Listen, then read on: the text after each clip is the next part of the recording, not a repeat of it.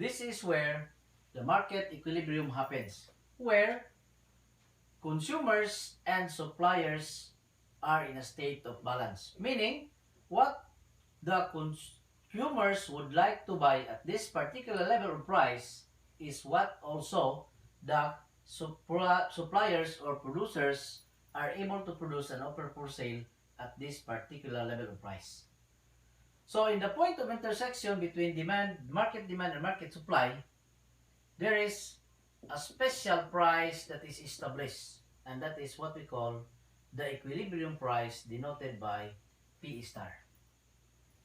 And at the same point, we have also a special quantity established, and that is the equilibrium quantity, denoted by QE star. Meaning that because of the fact that the market in a state of equilibrium or balance, this particular level of price is what the consumers would like to have and what also the producers would like to offer to consumers. And the quantity, the equilibrium quantity, is represented by this particular amount. So, we say now that there is state of balance. Can this state of balance be altered? Yes, of course.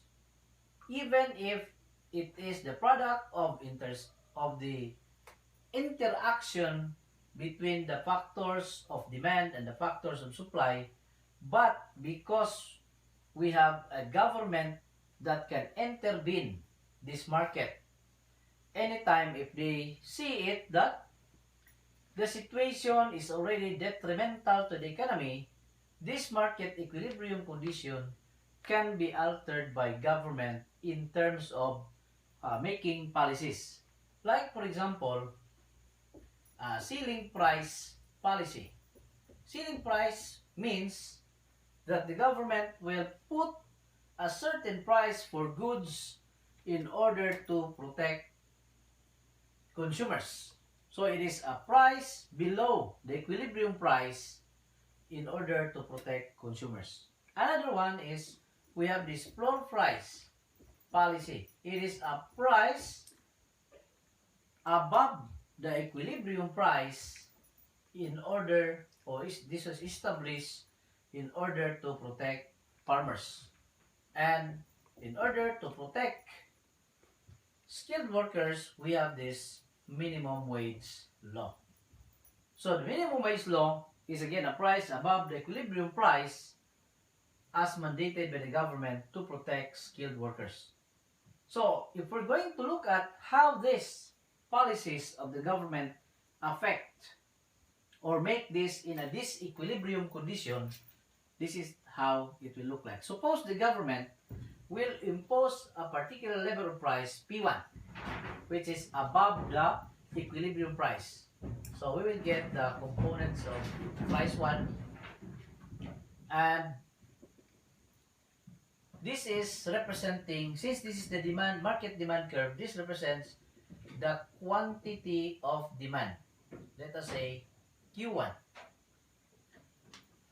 This is quantity demanded 1, and we have this, since this point represents supply, this is QS1.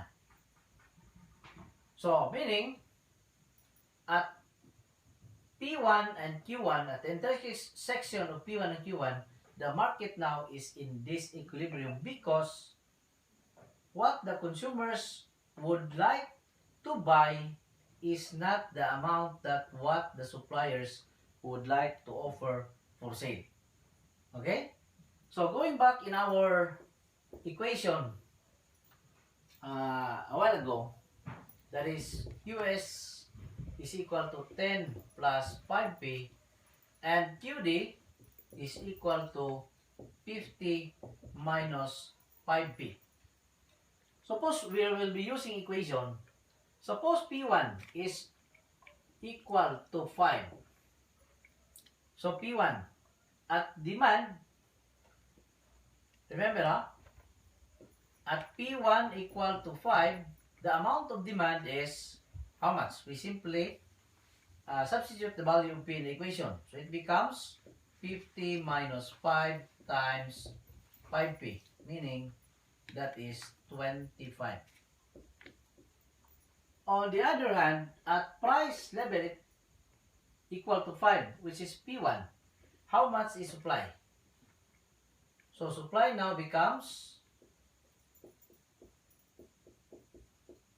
that is equal to 10 plus 5 times 5.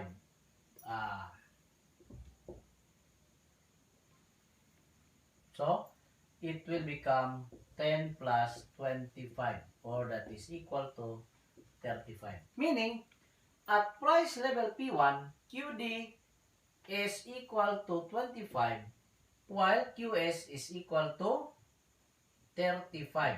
So there is really this equilibrium happening. Why is this so? Because the point of equilibrium is only at this point where they intersect. At this time, they will no longer intersect.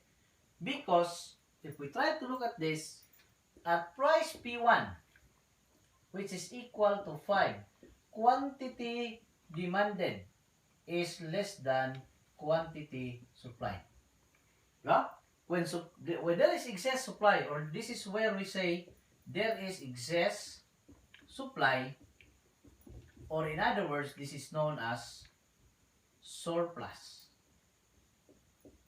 Excess supply. So, looking at the graph, this is representing, this area represents excess supply, or we term it surplus. Okay. While on the other hand, suppose the government will impose a price below the equilibrium price. Let us say price P2. And price P2 is equal to 2, supposedly. So, at price P2,